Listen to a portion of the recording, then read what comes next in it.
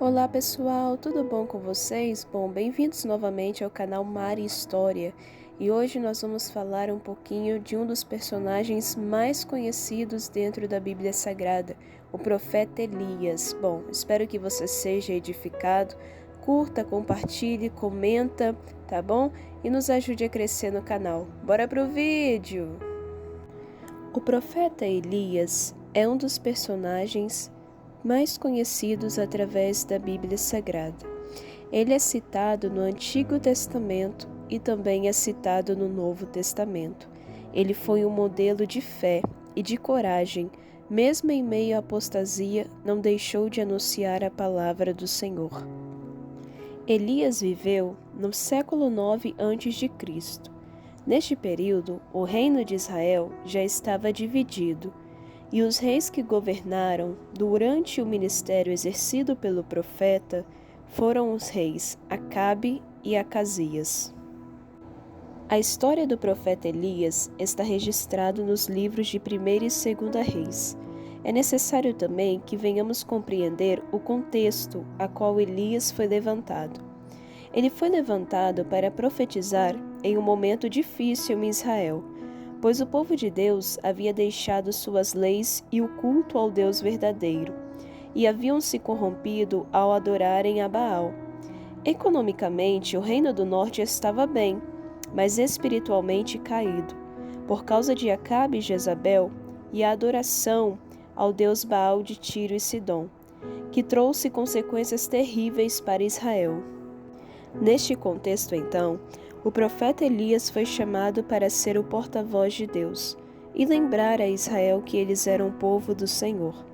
Elias denunciava os demandos do governo dos seus dias e desafiava os falsos profetas que infestavam o antigo Israel, e como consequência foi perseguido e até ameaçado de morte por Jezabel.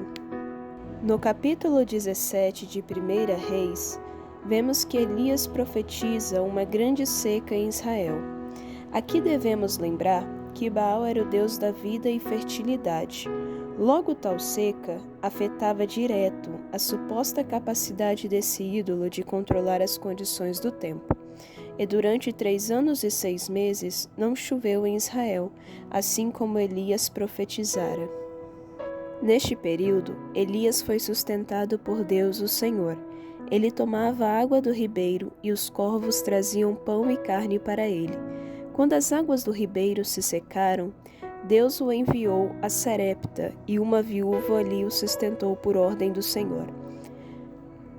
Outra passagem que marca a história do profeta Elias é quando o profeta do Senhor desafia os profetas de Baal.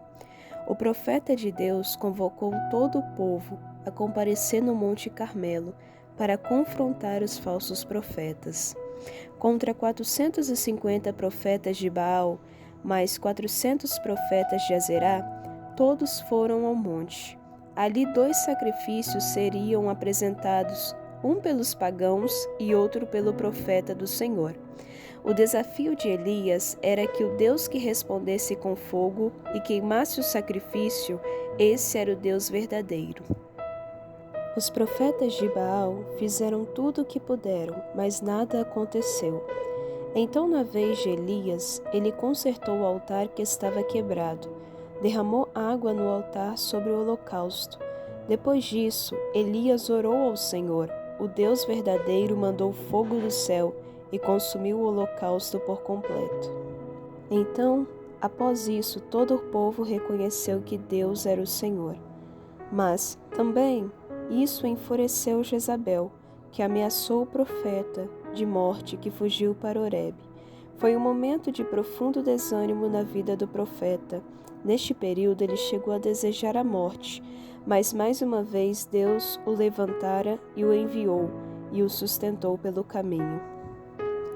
Elias profetizou contra Acabe por causa da vinha de Nabote, que havia sido tomada, e Nabote havia sido morto cruelmente. O final do ministério do profeta está registrado em 2ª Reis, capítulo 2. Neste momento, a Bíblia também nos narra que Eliseu seria o sucessor de Elias. Elias ascendeu ao céu em um redemoinho escoltado num carro de fogo com cavalos de fogo. Bom, esta foi a história do profeta Elias. A história de Elias nos mostra que, mesmo em tempos de apostasia, Deus conserva e levanta os seus servos para fazerem a diferença, mesmo em meio a tempos maus.